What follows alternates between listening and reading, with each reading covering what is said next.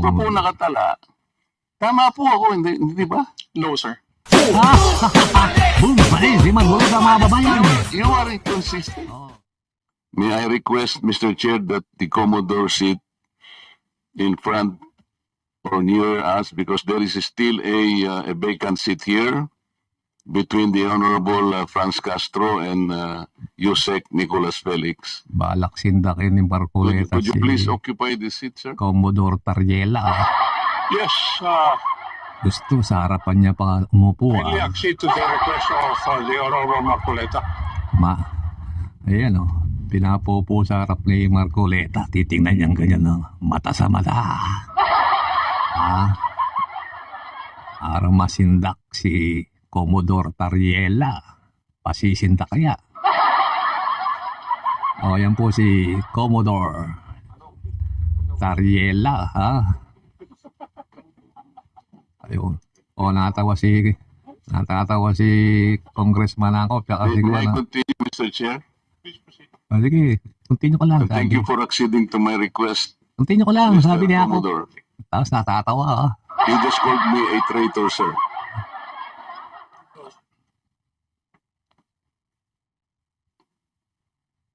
Ayan na, nag-uumpisa na. Nasa Facebook po, nasa social media. Mr. Chair, with your permission. Butit inulit mo, Commodore.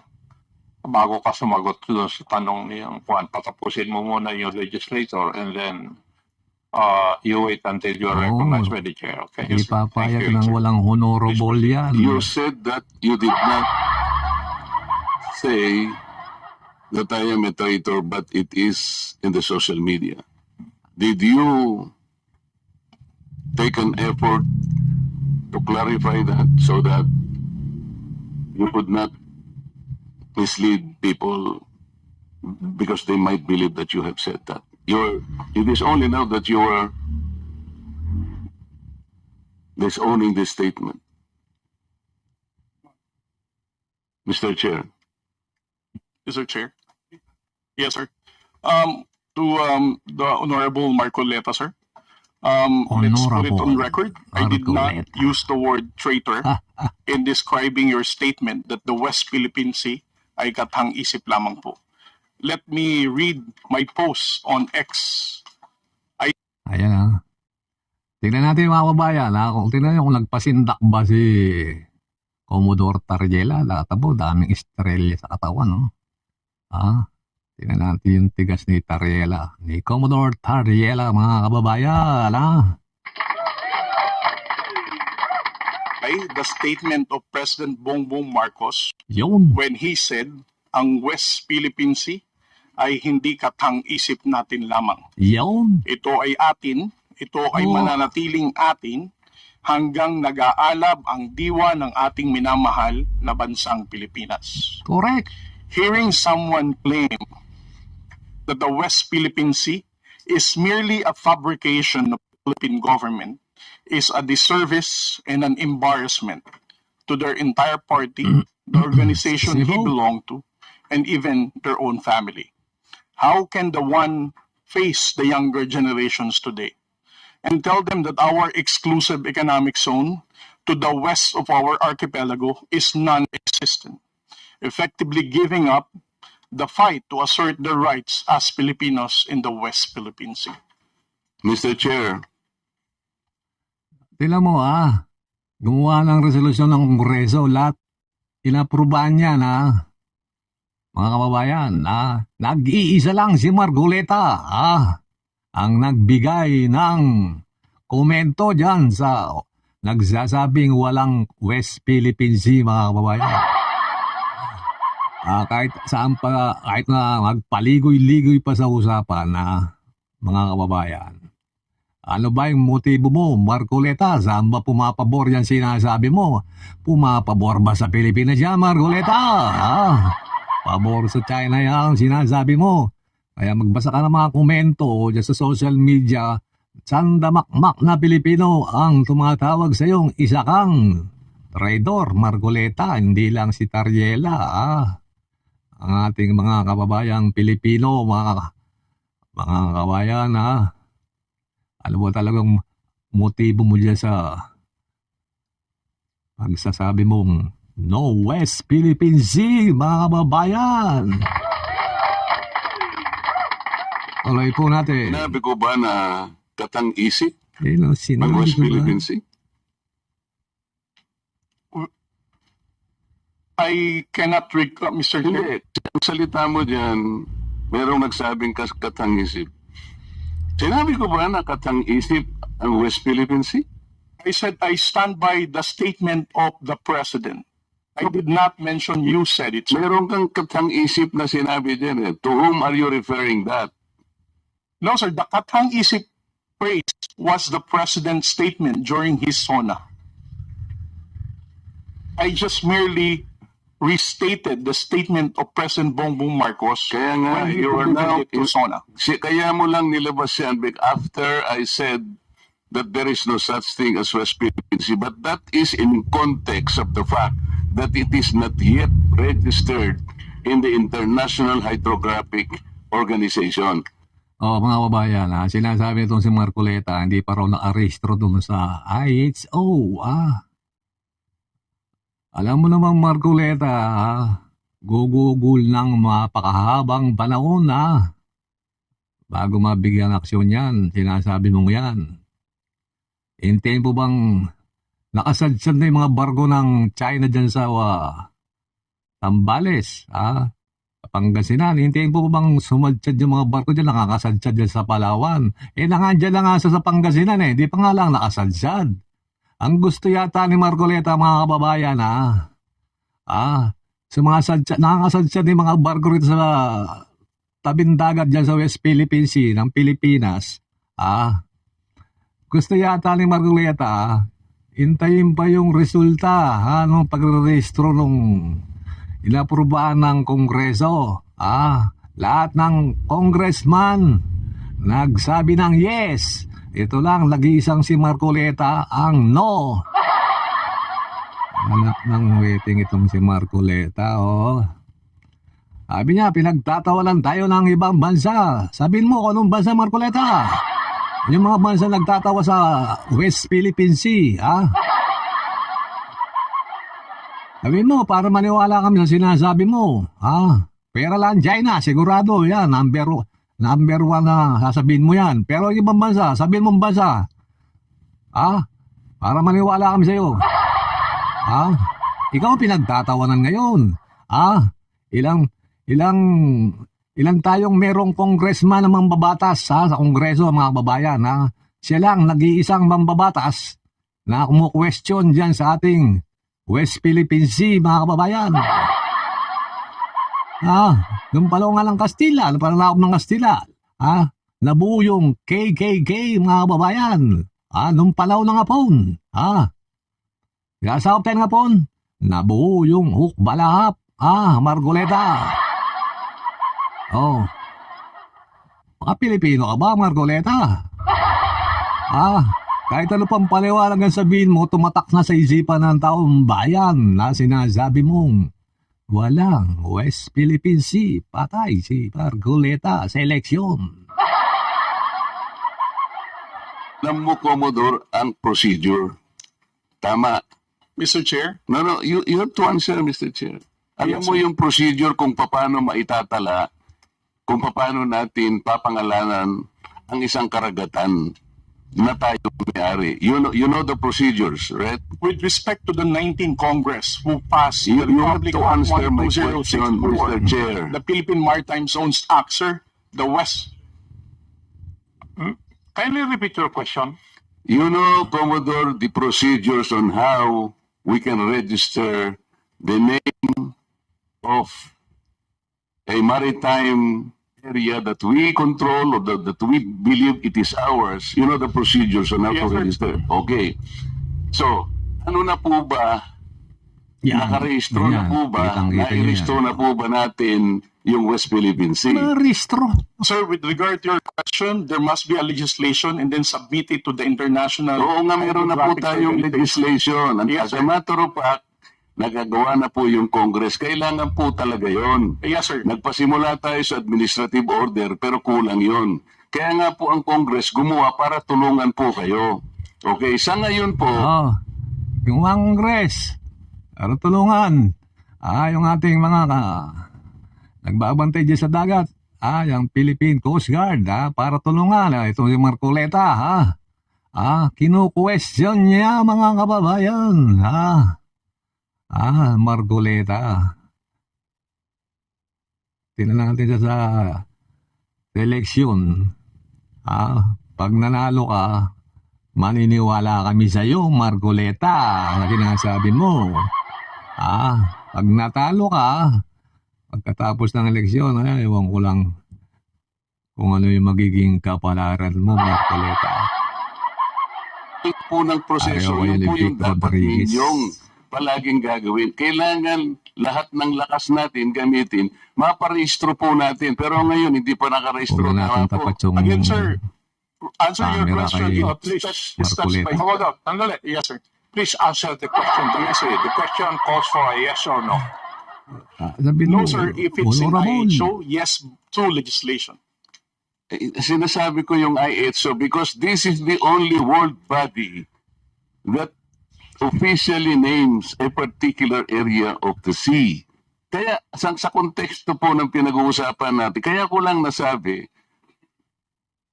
sapagkat hindi pa po nakatala, we need the international community to recognize a part of our own. Yun lang po ang punto doon, Mr. Commodore. Mr. So kung hindi pa po nakatala, tama po ako, hindi ba? No, sir. Boom! Si Marcoleta, You are inconsistent. No, sir. I did not say that you're correct. I will Ay. not agree that you are correct. West Philippine Sea is our exclusive economic zone. Boom! Panis si Marcoleta. No, sir! Alam mo, mga sisindak mo si Commodore, Mr. Chair, wala tayong dispute dyan. Sinasabi ko na nga sa iyo, yung Tapat sinasabi natin natin kay- West Philippine Sea Hello. is our own exclusive economic zone. This is ours. You and I should fight for it until the last drop of our blood. Alak Ang sinasabi natin dito, For the rest of our life, bumabawi pa tong maepal na Marcoleta na to, mga kababayan. Kahit ano pa yung pagdadaldal mo dyan, Marcoleta, hindi na magbabago yung isip ng taong bayan, yung mga DDS supporters mo, Ayan, sigurado, papalakpak sa iyan. Pero mas marami ang taong bayan na matatalinong botante, Marcoleta,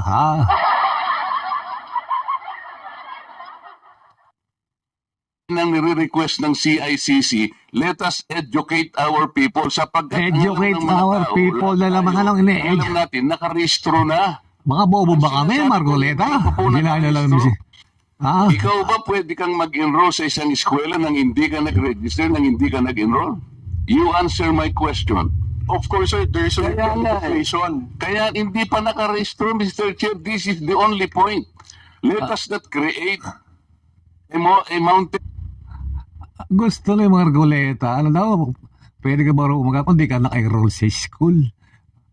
Ayun na, anak ng waiting talaga to sa Marcoleta. Sinasabi ko nga sa'yo, gusto mo nakasadjad na yung mga barko dyan, Sumadjad na kasi malapit na nga din sa atin nakapasok na sa, malapit na nga dyan sa Pangasinan, sa Zambales, hindi nga mataboy-taboy ng Coast Guard ng Pilipinas, Marcoleta. Ayun yung gusto ni Marcoleta, kung sa 3 dekada ba bago maaksyonan yan, matatanda. Wala na tayo sa mundo. Hindi pa rin naaksyonan, kung nga yung mga kasong plunder dyan sa mga korap na mga politiko, taon-taon, minsan naabot pa ng dekada bago madesisyonan, Marcoleta. Pagpipilitan mo pa talaga yan, Marcoleta, Hill, bigla mong sasabihin in response to what I said, tathang isip o bla bla bla. Bla, bla, bla. Sa traitor. Hindi ka man lang gumawa ng effort, for example, na I did not say that. Ngayon mo lang sinasabi. But people are bashing me. I am pro-China. When is the last time or the first time that I am pro-China? Again, Mr. Chair, I never said that you are a traitor. That is clearly posted on my Twitter Pero account. hindi ka po nagbigay ng paliwanag na Hindi, sinabi gusto mo mo. sana doon sa social media din. Bakit Ah, yung gusto mo. ina-ascribe sa akin na sinabi ko na traitor si Kong Marcoleta? I did not say that. It is only now that you are explaining na wala kang sinabi. But kumalat na sa social media, kaya nga tayo nandito. These are the excesses and the abusiveness of social media, Mr. Chair. Tignan mo si Commodore Tariela. Nahiling na lang, ha? May ibig ipayuwatig si Congressman Marcoleta, eh. Ah, Kahit na ilang libong mag-explain ka dito, yung tao na rin alam mo, kahit na ilang libong mag-explain ka rin, Marcoleta, ay hindi na namin tatanggapin, ha? Basta nga, sabi mo na, ha? No West Philippine Sea, ha? Kaya, no Marcoleta sa Senado, mga kababayan. Ha? Kahit ilang libong beses ka rin magpaliwanag, Marcoleta. Tuloy po natin, mga kababayan. ikaw ang nagsabi because meron ka pang litrato doon eh. Mr. Chair, No. nobody has ever asked me whether you are a traitor. This was only the first time that I was asked whether you are a traitor or not. You are not even aware na sa social media sumabog yun. Nandun yung litrato mo and the claim that I am a traitor. Ngayon ka lang nagpapaliwanag nanonood that ng I am mga not a traitor. Pero si nangyari na yun. Tariela. Mr. Chair, I don't think that I'm under in any obligation to respond to all those social Okay, media Mr. posts Chair. by bloggers, Now, social media influencers to tell them that they're wrong. Siya muna. sabi niya wala siyang obligation. Finish your statement. Yes, sir. Mr. Sulog Chair, ka, Honorable Marcoleta. Marcoleta, sir, I think I'm no under obligation to tell all the social media influencers, to bloggers, defend your name, tell them that you are not a traitor. Oh, sunog si Marcoleta. Ha? Parang gusto mo pang, inuutosan mo pa si Commodore, ha? Commodore Tariela na magpaliwanag sa media na hindi raw siya traitor, mga kababayan. Tingnan mo yung kapalan na mukha nito, ha? Commodore ka, ha? Papaliwanag ka pa, ha? Si Marcoleta, hindi naman po yan traitor, ha? Anak ng rating ka talaga, Marcoleta, oh, ha? Again, I did not mention that you are a traitor. It's not, those words did not come from me. Why would I go to the extent of defending you and you are running for Senate? I might as well be interpreted as running for, supporting somebody for public office. Mr. Chair, Ah, bakit ka naman didepensa ni Commodore? Sino ka ba para depensan? Para depensa ni Commodore Tariela, Marcoleta? Gusto mo ba siya magpaliwanag sa mga vlogger, sa media? Na hindi ka traidor ng bayan, ha? Ay, nako, Marcoleta, oh. that is wrong. It's not Empty phone, political. please. Thank you, sir. Commodore, ang tinatanong lang ni Honorable Marcoleta that Dito. merong lumabas kang statement. Yari ka na, Marcoleta. Siguro, binigyan ng interpretation ng ibang vloggers at nasabi na traitor si Yari ka na. Honorable Marcoleta. Ang tinatanong niya is, unang-una, alam mo ba ito na gano'n na nangyari? Would you know? No, sir, because when it became a social media popular post, I was not here in the country. I was actually in the official business outside. So when did you come to know about this? I only came to know about it when Congressman Marcoleta called me Gago and Mangmang Oh, in one of his interviews. tinawag mong gagi at saka mangnang, Marcoleta, Ganyan ka ba, Marcoleta? Akala mo kasi, Marcoleta, ikaw na'y napakatalinong tao sa mundo. Ah, ikaw talaga, Marcoleta, oh. Ulit po natin. So when was that? Ayan, hanap ni Commodore Tariela yung sinabi ni Marcoleta na tinatawag siyang During his mingming. interview last February 10, huwag tayong magpagago at magpaka-ignorante katulad ng Commodore na yan. Yun. Sunog si Marcoleta. At that point in time, ang tinatanong kanina ni Honorable Marcoleta na merong misinterpretation doon sa iyong statement sa social media. Yes, sir. And you did not bother na i-correct man lang yun. Yun ang dinadrive ni Honorable Marcoleta kanina pa. Yes, sir. So please answer that question. You did not do anything. I did not do anything, sir. Okay. Why? Why? Why did you not do anything? It's because, sir, if I'm going to keep on defending because one, No. Yeah, You are not supposed Yes. to defend me. yes, sir. Ang gusto mangyari ni Marcoleta, depensahan niya ang gusto mangyari ni Marcoleta, depensahan siya ni Commodore Tariela. Kapal. Saan po kayo kumukuha ng kapal ng muga? Sabi ni Noynoy Aquino. Kaya maparinig ko sa inyo yan. Saan po kayo kumukuha ng kapal ng muga? Ito yata yun eh. Saan po kayo kumukuha ng kapal ng mukha? Oo, yun na. Saan po kayo kumukuha? Narinig nyo. Si dating President Noynoy Aquino po yun. Uli po natin, di Marcoleta. Because Is as I it said, true, Mr. Chair, that he did not call me traitor, but it continues to be there and to be consumed by the public through the social media? I think it is his responsibility to deny it if it did not come from me. Responsibility That is mo. all I was asking. And I think this is not too big for him to Pwede do. talaga. Yun lamang eh. But he admitted that he did not do anything.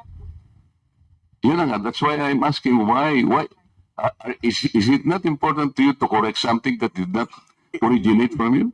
it's because, Mr. Chair, the only time I learned about that was when I heard about your interview calling me gago and mangmang. Why would I even defend you if you're calling me gago? As a commissioned officer of the Philippine Coast Guard, being a spokesperson, calling me mangmang, not knowing what I'm saying. But actually, if you will read that context, How would I even the defend act you? of doing it is the one that is... Bakit ka ba ipagtatanggol ni Commodore Tariela? Dagat ka ba, Marcoleta? Ikaw ba yung West Philippine Sea? Ano yun? Para pumabor sa'yo? Kasi tumatakbo ang senador, sabi niya, Baka ako saan ba siyang kinukumpanya ka ba niya? Ay, nako, tayo ulit. Ulitin po natin ang sinabi ni dating President Noynoy Aquino. Saan po kayo kumukuha ng kapal ng mukha? Pakiulit. Saan po kayo kumukuha ng kapal? Narinig niya mga kababayan,